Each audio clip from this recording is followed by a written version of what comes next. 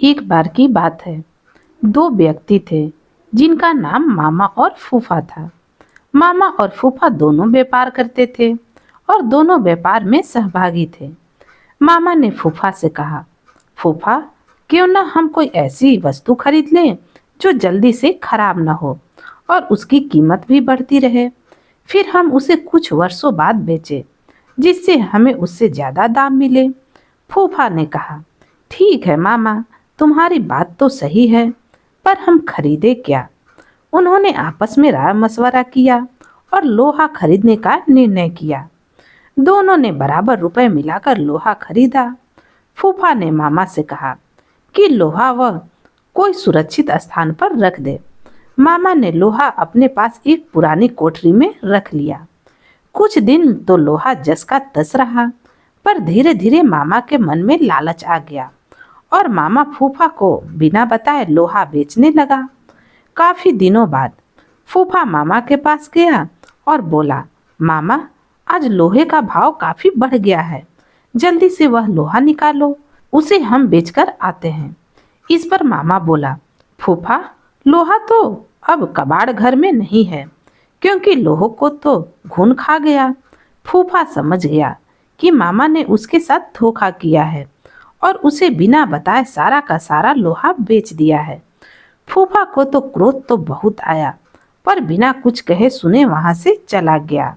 इस घटना के कुछ दिन बाद फूफा मामा के पास आया और बोला, मामा, मैं एक बारात में जा रहा हूँ, बड़ा अच्छा इंतजाम है, अकेला हूँ, चाहो तो अपने लड़के को साथ भेज दो, उसकी भी मौज हो जाएगी और कल सुबह तक हम वापस भी आ जाएंगे।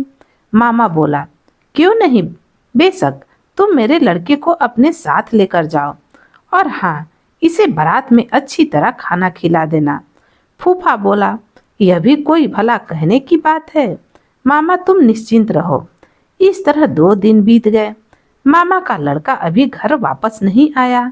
मामा को बहुत चिंता हो गई कि अभी तक उसका लड़का घर वापस क्यों नहीं आया। वह अपने लड़के के बारे में जानने के लिए फूफा के घर गया और बोला, फूफा, मेरा लड़का कहाँ गया? वो अभी तक घर वापस क्यों नहीं आया? फूफा ने कहा, क्या बताऊं मामा, रास्ते में एक चील तुम्हारे लड़के को उठाकर ले गई। मामा बोला, यह कैसे हो सकता है? भला कोई चील 12 साल के लड़के को उठाकर ले जा सकती है?